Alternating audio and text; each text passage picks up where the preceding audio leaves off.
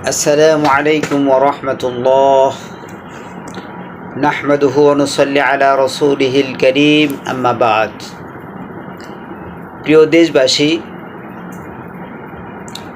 মুত্তাকিনদের পুরস্কার সম্পর্কে আলোচনা চলছে।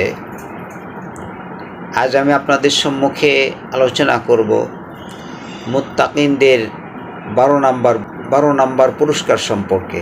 মুত্তাকিনদের শ্রেষ্ঠ হাতিয়ার হলো তাকওয়া, অর্থাৎ যারা তাকওয়া অর্জন করবে,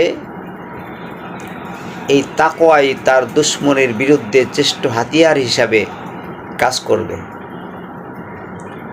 কেননা আল্লাহ রাব্বুল আলামিন সূরা আরাফের 120 নম্বর আয়াতের মধ্যে ইরশাদ করেন, ইন তামসাসহুম হাসানাতান তাসুহু। যখন মুত্তাকিনদের, মুমিনদের কোনো কল্যাণ স্পর্শ করে, তাদের যখন ভালো হয়, তখন তারা মনে কষ্ট পায়। ওয়া ইন তুসিবহুম সাইয়্যাতুন ইয়াফরাহু বিহা ওয়া ইন তাসবিরু ওয়া তাত্তাকু। আর যদি তারা ধৈর্য ধারণ করে এবং তাকওয়া অবলম্বন করে, তাহলে তাদের কোনোই ক্ষতি করতে পারবে না। তাই আমরা সবসময় তাকওয়া অর্জনের পিছনে মেহনত করব। তাকওয়া মুমিনের সর্বশ্রেষ্ঠ হাতিয়ার।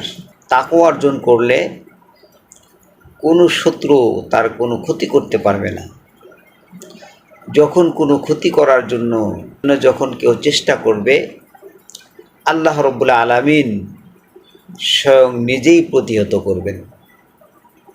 আর যেখানে আল্লাহ রাব্বুল আলামিন প্রতিহত করবেন, সেখানে কোনো শক্তি নেই যে তাকে ক্ষতি করতে পারে। এই জন্য মুমিনের শ্রেষ্ঠ হাতিয়ার হলে তাকওয়া। এই তাকওয়া অবলম্বন করব, সমস্ত দুশমনের সর্বপ্রকার বালা মুসিবত থেকে, তাদের ক্ষতি থেকে আল্লাহ রাব্বুল আলামিন নিজ দায়িত্বে হেফাজত করবেন। আল্লাহ পাক আমাদের সকলকেই তাকওয়া অর্জন করার তৌফিক দান করুন। আমিন।